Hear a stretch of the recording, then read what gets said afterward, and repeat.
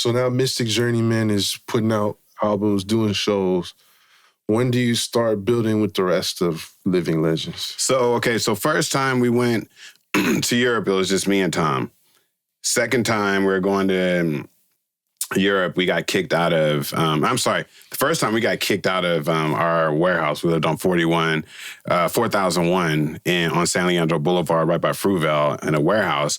I got in a fight with our landlord.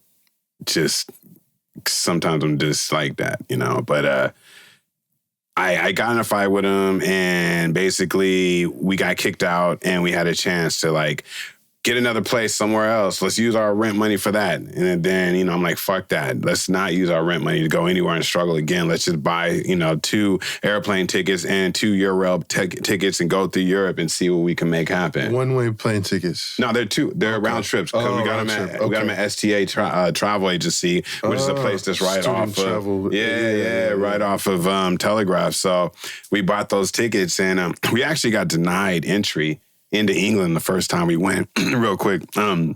We got there, and we were at customs. They're like, how are you going to pay to be here in England? And I'm like, we got these blank tapes right here. We gonna dub tapes. And they're like, nah, no. You're gonna have to go. And then I was like, what? And then they're like, yeah, you're gonna have to see that. And there's all the ticketing for the airlines was across. They have their own little small one that's in the custom. They go, you're gonna have to go book your ticket and go back to America right now. And I was like, fuck that shit. This is when the Oakland came out of me. I was like, who is your boss? I need to talk to him right now. And for some reason, this fool's like, hold up. And so next thing you know, we're getting taken into the back room. So all these glass little cubicles, you see people pleading their little case to somebody. And I'm like, this is going to be bad. This is all bad. We go inside, we sit down. He goes, what are you trying to do? Whoa. And I was like, well, we're going to meet, because I didn't mention this. We had talked to this guy from the United B-Boys of Europe. I met him through XL, who's the DJ for Black Alicious.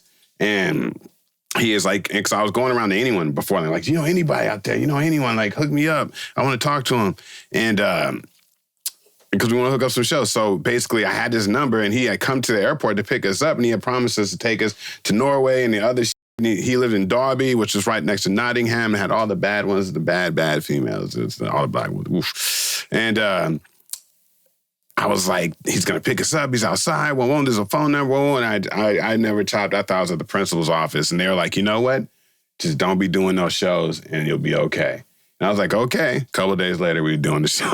But what were we supposed to do? You know what I'm saying? And so that's what I'm saying. Putting it all on the line, just that's why I was like, fuck the industry. We don't need any of these mother to lead us to anything. We just got to know what we want. That's it. Focus on that. Focus on your belief that you just know what you want. And that's the only thing that led us. So from there, going back to what you asked, when did everybody get in? So we went to Europe that time. It was a success. We went to all these places, France, Switzerland, Norway, Germany.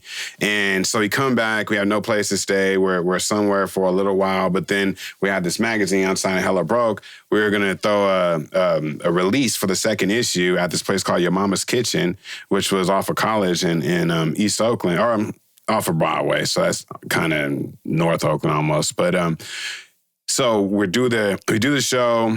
Actually, Saphir comes, it's dope, and he spits a rap too. And at the end, I meet this dude, this little white guy. I'm like, well, taller than me. I'm like, he's like, hey, yo, when you guys come back, and he was friends with my girl that I was fucking with at the time. His girl was friends. It's kind of how women kept hooking up people in my band. It's crazy. But he was like, yo, when you come back, you can stay at my grandma's house, and she just passed away, and I'm about to move in there.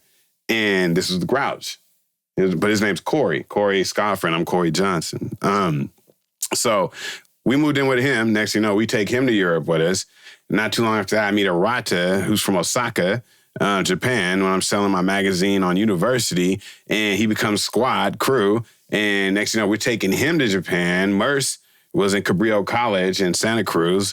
We had just lived in Santa Cruz not too long before with our ex-manager, but we happened to link up with Murs, and we find out Murs lives down the street of, Tom never knew, down the street from him in Mid-City. So next thing you know, I'm talking to Murs' mom, and Murs is like, now kind of my little bro for life at that point, like, because I promised his mom I got his back. And so now he moves in with us. And next thing you know, he's going to Europe with us. And then Bicasso, and then Aesop. And the next thing you know, Aesop never went to Europe with us. But next thing you know, it just all started coming together. You know what I mean? It was weird because it was organic. None was forced. But at the same time, we just met through other people. Eligh was friends with a kid that I knew in high school I was in gymnastics with. Like, basically, when I ran away from home, I would sleep at his house. You know what I'm saying? And years later, his cousin was Eligh that now was in my group. It's crazy. But it just all happened kind of like by chance, a lot of the shit. And, you know, that's his history. So this is a bunch of guys you're putting out group albums, duos, trios, solo albums. All you guys are kind of doing your own thing on your own. Nah, not yet. Because it's like, we're just like, everybody kind of wanted to rap. You know what I'm saying? First time Grouch was, like, second time we went to Europe before Grouch came with us, actually, because I think he came the third time, me and Tom were staying with his ex-girlfriend and her friend in Richmond Creek next to Kaiser. And, you know, Grouch came to get my 4-track, which turned out to be a 3-track because I just used it so much. But I was like, if your album's not done when I come back, I'm going to fuck you up. And I was like, serious, you know what I'm saying? So people kind of had to get coaxed into getting their shit together a little bit. But once they did, Murs always knew he wanted it. Murs was so headstrong. He knew what he wanted to do from the get. But, you know, everybody kind of had their thing, but it didn't really happen until 2001 where we all did a group together. I was at Almost Famous. We all did the album together. Like, I did UHBs before that, Unsigned and Hella Broke, which were like compilation albums. They were Living Legends compilation just because we all lived in a warehouse. I lived in this birdhouse. Everybody come up to my birdhouse and we record songs up in there, and I just turned it into compilations. But it was never, you know, Angels with Dirty Faces. That's another one. It was never a Living Legends album until we did Almost Famous, where everybody could put something in. And that was 2000s. Y'all are kind of just developing together before it became an official Scarub was group. still in San Jose State. He hadn't graduated yet or been part of the group yet. And it was just kind of everybody was honing their skills, but it was Mystik Journeymen that was really, really doing their shit, which you already know. And then it turned into Mystik Journeymen, Black Sands of Eternia.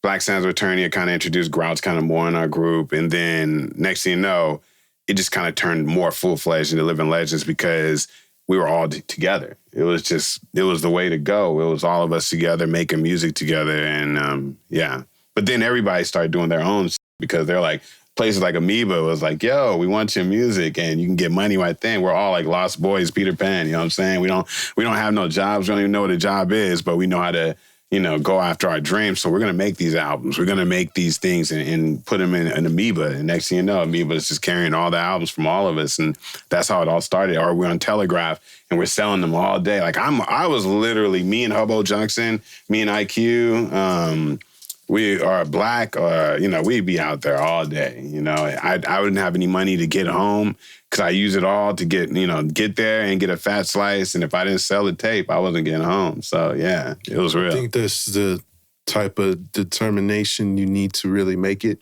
Yeah. You kind of got to go all in, like a plan B. Recognize where you got the game. We got our own style, got our own slang. Northern California is a West Coast thing. This is the history of the Bay.